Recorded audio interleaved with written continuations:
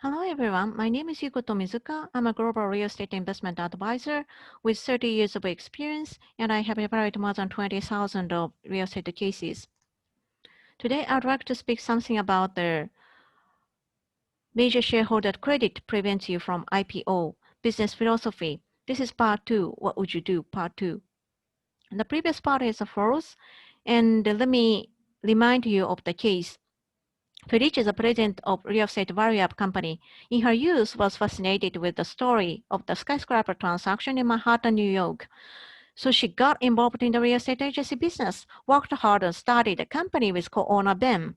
Over the time, Felice had started arguing with Ben over the operation management and profit sharing. Alex, a real estate owner, helped Felice and funded her new company. That new company has grown rapidly and is about to get IPO, but the bank was reluctant due to the major shareholder Alex credit.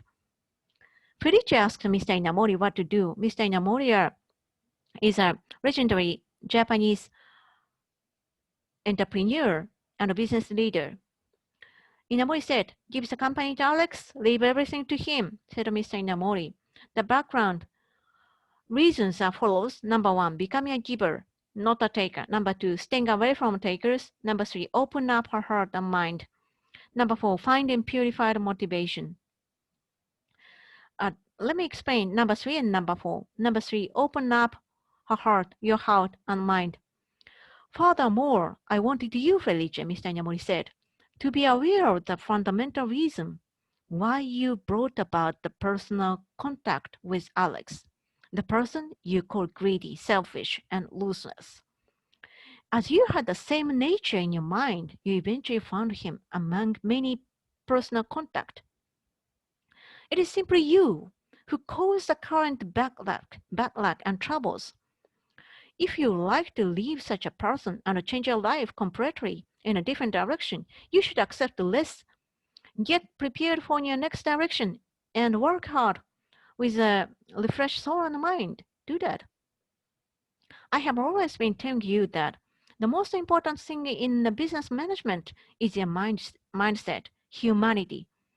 We can say that management and life are determined by your mind.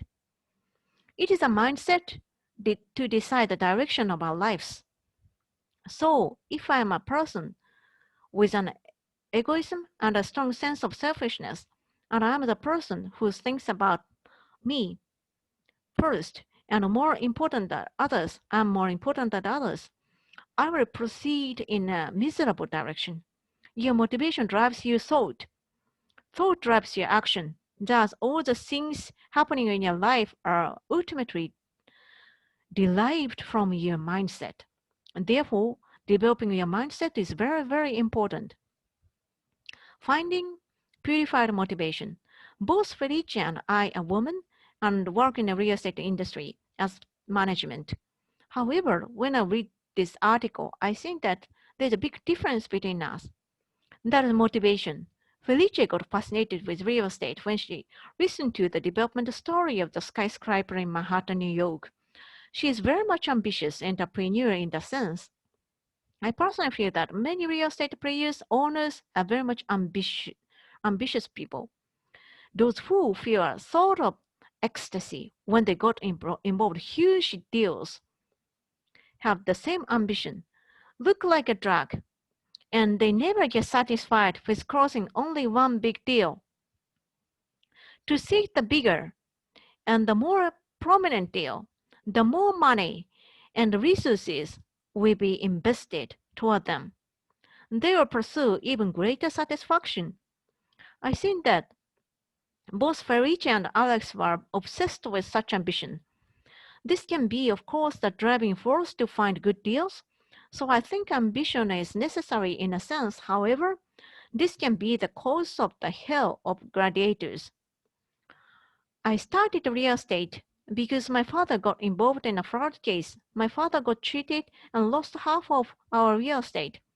For me, having real estate knowledge and experience is a part of safety and security. I have never been excited in getting involved in a large deal. No matter what I evaluate, a detached house for tens of millions of yen, or if I valued more than 100 billion Japanese yen property, my energy and enthusiasm are almost same.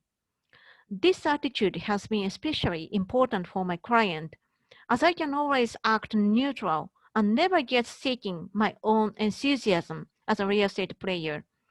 Deal size a sort of self-determination demonstration of prestige.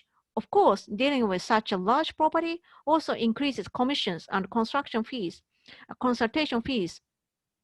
Even though the broker itself is not a big name, he or she might think that he or she is a great person, a high-level celebrity. Felice recalled the conversation with Mr. Inamori. Mr. Inamori said, "It's raining today, and it's such cold weather again.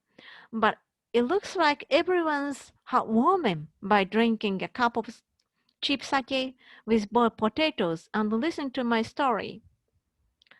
When Felice listened to this story, she couldn't stop crying. What made Felice cry? Until then, I think her life had been filled with money, stuffs, materials, desires driven by brokers' ambitions. Felice found a simple fulfillment in Amori's words and opened up her heart. That's why she spontaneously shed tears. Regarding real estate, I'm very grateful that I have never obsessed with either such showing of desire or ambition. All that inspired me to enter this real estate industry was simply seeking safety and security. It may sound strange, but now I am sincerely grateful to our having cheated when I was a child. That is a life. Thank you for your attention.